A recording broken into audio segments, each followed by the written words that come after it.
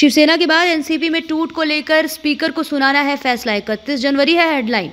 महाराष्ट्र में स्पीकर राहुल नार्वेकर ने बुधवार को विधायकों की अयोग्यता से जुड़े मामले में अपना फैसला दे दिया। राजनीतिक रूप से मामला संवेदनशील था, इसलिए विधानसभा के सेंट्रल हॉल में सुनाए गए फैसले का सीधा प्रसारण किया गया।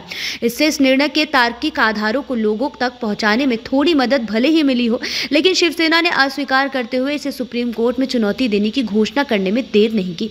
शिवसेना के बाद एनसीपी भी विभाजन से गुजरी और उसका भी एक धड़ा अलग होकर मौजूदा सरकार का हिस्सा बना।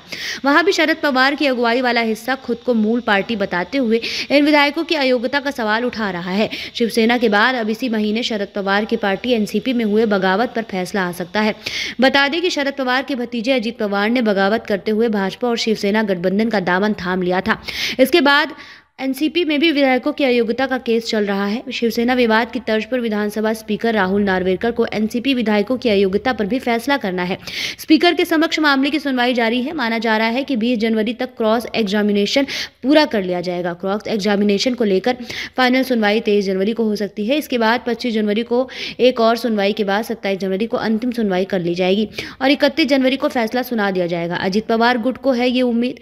एनसीपी के प्रमुख सुनील तटकरे ने बताया कि एनसीपी का मामला शिवसेना के मामले से अलग है, जहां मामला विहिप की वैधता से संबंधित है और क्या प्रतिबंधी गुटों द्वारा जारी किए गए विहिप कानून रूप से वैध है।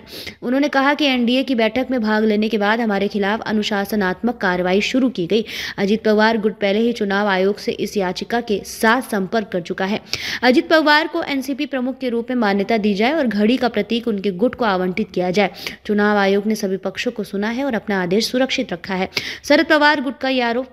वहीं एनसीपी के शरद पवार गुट के जितेंद्र आव्हाड ने कहा कि अजीत ने संविधान की 10वीं अनुसूची का उल्लंघन किया।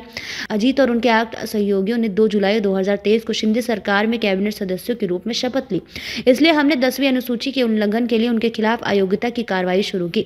आव्हाड ने कहा कि अजीत और उनके समर्थकों की हरकतें स्वेच्छा से पार्टी की सदस्यता छोड़ने के बराबर है।